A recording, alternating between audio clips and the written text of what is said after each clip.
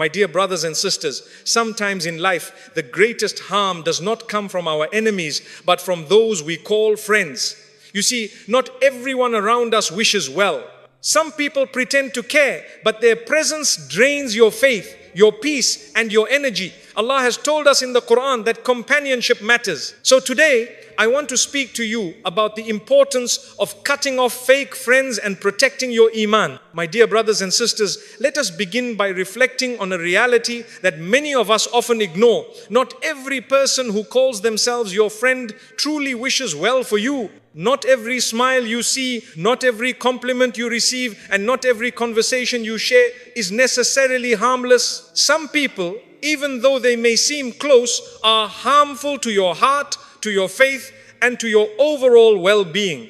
The danger of bad company is subtle, and that is why it is so important to be aware of it. You see, Allah has created human beings as social creatures. We naturally seek companionship, understanding, and support. This is a part of our fitrah, our natural inclination.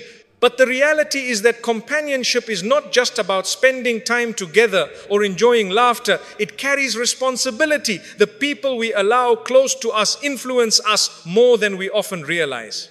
They shape our thoughts, our habits, and even our spiritual journey. The Prophet ﷺ said, "A person is upon the religion of his close friend, so let one of you look at whom he befriends." This is not a trivial statement. It is a warning that the company we keep has a direct impact on our Iman, our belief, and our character. Now, you might be asking yourself, Mufti Menk, how do I know if someone is harmful? The answer is that toxic friends are usually subtle in their influence. They may not openly tell you to commit sins, but they create an environment that makes wrong seem right, or at least acceptable. They may distract you from prayer by normalizing negligence. They may mock your devotion to Islam or make you feel embarrassed for observing your duties. Some toxic friends may appear outwardly kind, but secretly take pleasure in your failures, or they may gossip, manipulate, or belittle you. Imagine this, you have a friend who always wants to hang out late at night, encouraging laziness and delaying your obligations. At first, you might think it's just fun, it's harmless. But over time, these small choices accumulate. You miss prayers, you neglect beneficial activities, and slowly your heart becomes heavy, distracted, and distant from Allah. That is the danger of bad company. It begins subtly, but if unchecked, it can have long-term effects on your Iman. Bad company also affects your emotional and psychological well-being. People who are not sincere in their friendship often bring negativity, jealousy, and criticism disguised as advice. They may undermine your confidence or make you doubt yourself. Some may compete with you in unhealthy ways or make you feel guilty for prioritizing your faith or personal growth. These are not just social inconveniences, they are spiritual threats. Therefore, recognition is the first step. You must develop a sense of awareness about the people around you. Ask yourself, does this person encourage me to do good? Do they remind me of Allah? Do they respect my boundaries and my values? Or do they distract me from my prayers, my duties, and my goals in life? These are serious questions. Ignoring them is ignoring a responsibility that Allah has placed upon you. Protecting your heart and your faith is a duty, not an option. Let me also remind you, my dear brothers and sisters, that recognizing harmful company is not about judging people harshly or assuming the worst of everyone. It is about being mindful. Islam teaches us to be wise in our relationships. You can still be kind and polite even if you choose to distance yourself. The Prophet ﷺ himself demonstrated this balance. He dealt with people with mercy and patience, yet he did not allow harmful influences to take root in his own life or the lives of his companions. An important aspect of recognition is also understanding your own weaknesses. Sometimes we are drawn to bad company because we have habits, insecurities, or desires that make it easier for toxic people to influence us. Reflect on your own actions and your own choices. Ask Allah for guidance and seek His help in identifying what is truly beneficial for you and what is harmful. Self-awareness coupled with awareness of others is a powerful combination. My brothers and sisters, let us not forget the wisdom of the Quran. Allah reminds us, do not befriend those who take your religion in mockery or lead you away from the path of Allah. Surah Al-Mumtahana 60-1. This verse is very clear.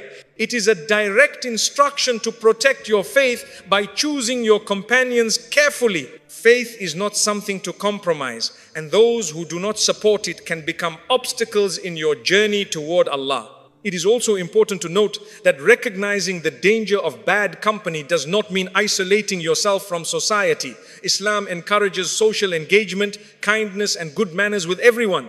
But it does mean being selective with those you allow to influence you closely. A few sincere, positive companions are far better than many superficial friends who lead you astray. Finally, my advice is this: be vigilant and honest with yourself. Observe your friendships and their impact on your heart. Do not ignore red flags.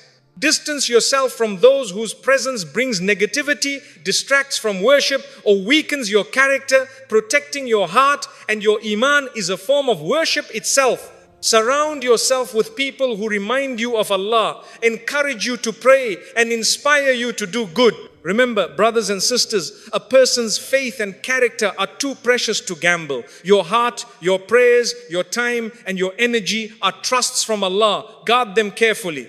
Do not allow fake friends to waste what is sacred. Make the choice today. Recognize the danger of bad company and take the steps needed to protect your soul. Allah is watching, and He will reward every effort you make to safeguard your faith. My dear brothers and sisters, now that we have recognized the danger of bad company, let us move to the next vital lesson: the importance of valuing your Iman above everything else.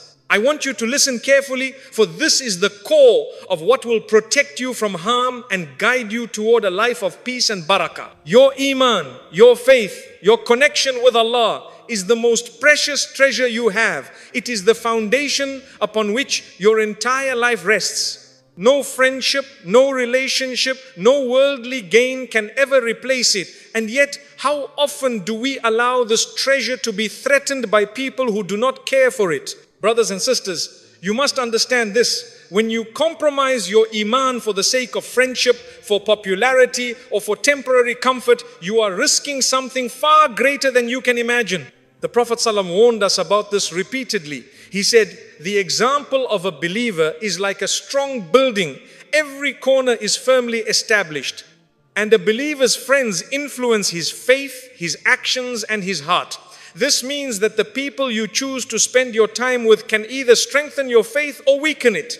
Bad company may seem enjoyable at first. They may bring laughter, fun, or even a sense of belonging. But if their presence leads you away from prayer, encourages sin, or makes you doubt your values, then the cost is far too high. Imagine for a moment, you have a friend who constantly jokes about things that are haram, who mocks acts of worship, or who belittles your desire to obey Allah.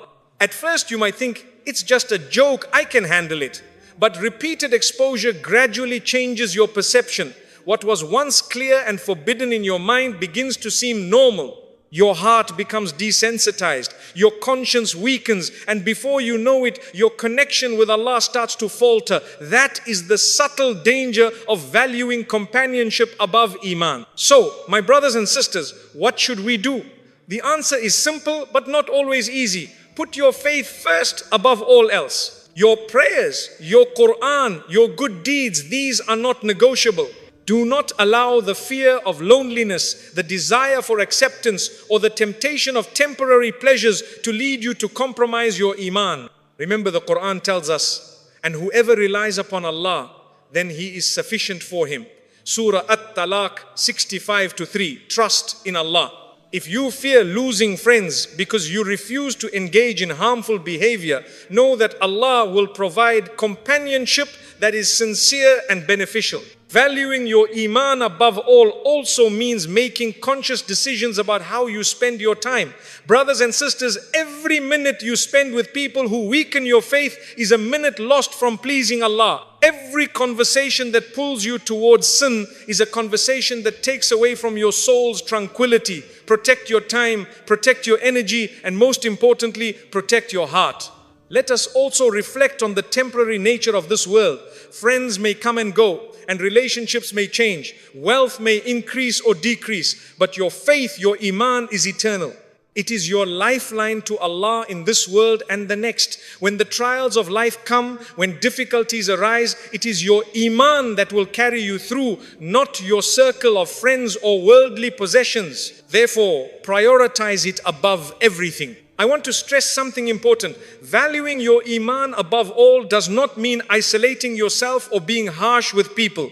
Islam teaches balance. You can still interact with others kindly, maintain good manners and show compassion, but you must always make clear decisions about what influences your heart and soul. Avoid those who encourage you to compromise your faith. Step back from relationships that make obedience to Allah difficult. This is not arrogance, it is wisdom.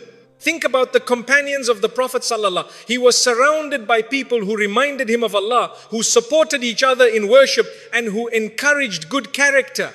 They valued faith above comfort, above social popularity, and above worldly gain. That is the model we must follow. Good companionship strengthens Iman. It lifts you closer to Allah. Bad companionship pulls you down and may distance you from the path of righteousness. Finally, my dear brothers and sisters, always remember the reward from Allah for protecting your faith. Every step you take to safeguard your Iman is seen by Allah.